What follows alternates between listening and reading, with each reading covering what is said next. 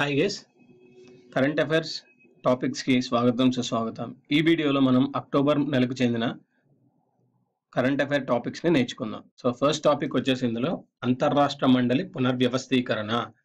అంతర్రాష్ట్ర మండలి పునర్వ్యవస్థీకరణ. సో ఈ ఫస్ట్ అంతర్రాష్ట్ర మండలి ఏంటి, దీన్ని ఎవరు పునర్వ్యవస్థీకరించారు, దీన్ని ఎవరు అధ్యక్షులుగా ఉన్నారు, ఓకే, దీంట్లో ఎవరెవరు సభ్యులు ఉన్నారు, దీని ప్రాముఖ్యత ఏంటి అనేది తెలుసుకుందాం. సో ఫస్ట్, కేంద్ర హోం మంత్రిత్వ శాఖ 2016 అక్టోబర్ 28న అంతర్రాష్ట్ర మండలిని పునర్వ్యవస్థీకరించింది. సో ఫస్ట్ పాయింట్ ఏంటంటే, ఇందులో కేంద్ర మంత్రిత్వ శాఖ అనేది హోం మంత్రిత్వ శాఖ ఎప్పుడు రాష్ట్ర మండలిని పునర్వ్యవస్థీకరించింది? 2016 అక్టోబర్ 28న. నెక్స్ట్, తాజాగా పునర్వ్యవస్థీకరించిన అంతర్రాష్ట్ర మండలికి భారత ప్రధాని నరేంద్ర మోడీ అధ్యక్షత వహిస్తారు. ఇందులో అన్ని రాష్ట్రాలు, కేంద్రపాలిత ప్రాంతాలు, ముఖ్యమంత్రులు, శాసనసభలు లేని కేంద్రపాలిత ప్రాంతాల పాలనాధిపతులు సభ్యులుగా ఉంటారు. సో ఇందులో ఈ అంతర్రాష్ట్ర మండలిలో ఎవరెవరు సభ్యులుగా ఉంటారండి? ప్రధానమంత్రి గారు నరేంద్ర మోదీ గారు అధ్యక్షత వహిస్తారు. సో అన్ని రాష్ట్రాల యొక్క, కేంద్రపాలిత ప్రాంతాల యొక్క ముఖ్యమంత్రులు, వాటి యొక్క పాలనాధిపతులు. ఓకే, సో రాష్ట్రాలకి ముఖ్యమంత్రులు ఉంటారండి, కేంద్రపాలిత ప్రాంతాలకి ముఖ్యమంత్రులు ఉండరు. సో వాటికి పాలనాధిపతులు ఉంటారు. సో వాళ్ళు మొత్తం అధ్యక్షతన నరేంద్ర మోదీ గారు ఈ అంతర్రాష్ట్ర మండలిని పునర్వ్యవస్థీకరించారండి. నెక్స్ట్, వీరితో పాటు ఇంకెవరెవరు ఉంటారు? వీరితో పాటు 6 కేంద్ర కేబినెట్ ర్యాంక్ మంత్రులు. సో ఆ కేబినెట్ ర్యాంక్ మంత్రులు వచ్చేసి హోంమంత్రి రాజ్నాథ్ సింగ్, ఆర్థిక మంత్రి అరుణ్ జైట్లీ, రక్షణ మంత్రి మనోహర్ పారికర్, విదేశీ వ్యవహారాల శాఖ మంత్రి సుష్మా స్వరాజ్, సమాచార ప్రసారాల పట్టణాభివృద్ధి శాఖ మంత్రి ఎం వెంకయ్యనాయుడు, రహదారి, నౌకాయాన, రవాణా శాఖ మంత్రి నితిన్ జయరాం గడ్కరీ సభ్యులుగా ఉంటారు. నెక్స్ట్, అంతర్రాష్ట్ర మండలి స్టాండింగ్ కమిటీని కూడా పునర్వ్యవస్థీకరించారు.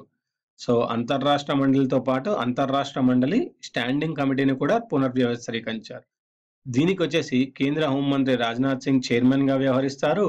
ఇందులో 4 కేంద్ర మంత్రులతో పాటు 7 రాష్ట్రాల ముఖ్యమంత్రులు సభ్యులుగా వ్యవహరిస్తారు. సో దీనికి అధ్యక్షత లేదా చైర్మన్ ఎవరండి? కేంద్ర హోంమంత్రి రాజ్నాథ్ సింగ్.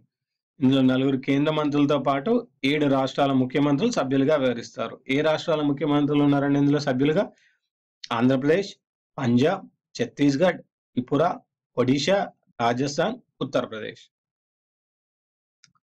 సో ఇప్పటి వరకు అంతర్రాష్ట్ర మండలి అధ్యక్షులు ఎవరు, దాంట్లో మెంబర్స్ ఎవరు, దీన్ని ఎప్పుడు పునర్వ్యవస్థీకరించారు, ఇవి తెలుసుకున్నాం. అసలు అంతర్రాష్ట్ర మండలి అంటే ఏంటి అనేది తెలుసుకున్నాం. ఇప్పుడు అంతర్రాష్ట్ర మండలిని భారత రాజ్యాంగంలోని అధికరణ 263లోని నిబంధనలకు అనుగుణంగా సర్కారియా కమిషన్ 1983 సిఫార్సుల మేరకు ప్రెసిడెన్షియల్ ఆర్డర్ ద్వారా విపి సింగ్ ప్రధానమంత్రిగా ఉన్నప్పుడు 1990 మే 28న ఏర్పాటు చేశారు.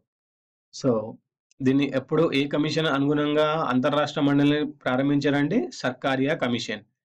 ఓకే, దీన్ని ఎవరు ప్రారంభించారు లేదా దీన్ని ఎవరు ఏర్పాటు చేశారండి? అప్పటి ప్రధానమంత్రి విపి సింగ్. నెక్స్ట్, ఈ అంతర్రాష్ట్ర మండలి అనేది ఏంటిది? ఇది ఒక రాజ్యాంగబద్ధ వ్యవస్థ.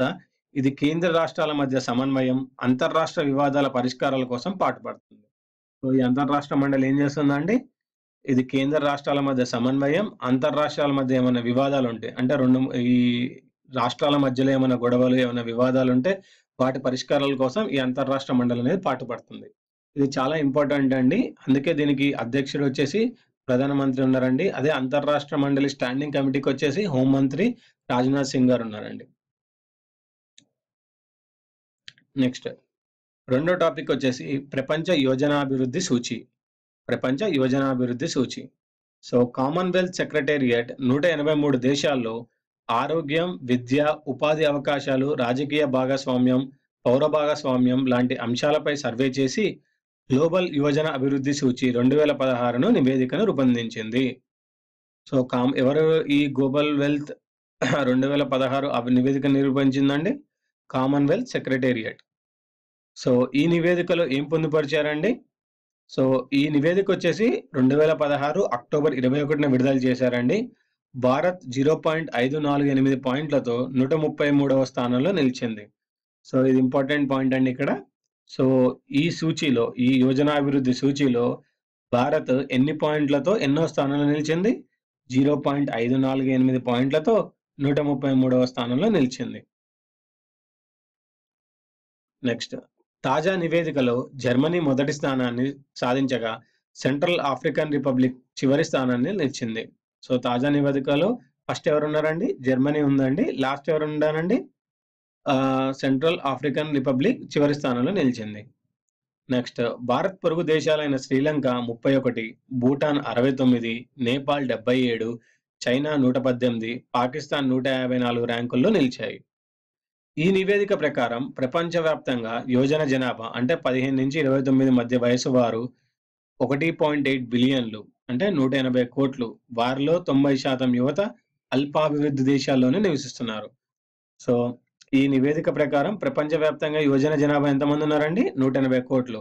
సో వారిలో 90% మంది అల్పాభివృద్ధి దేశాల్లోనే నివసిస్తున్నారు.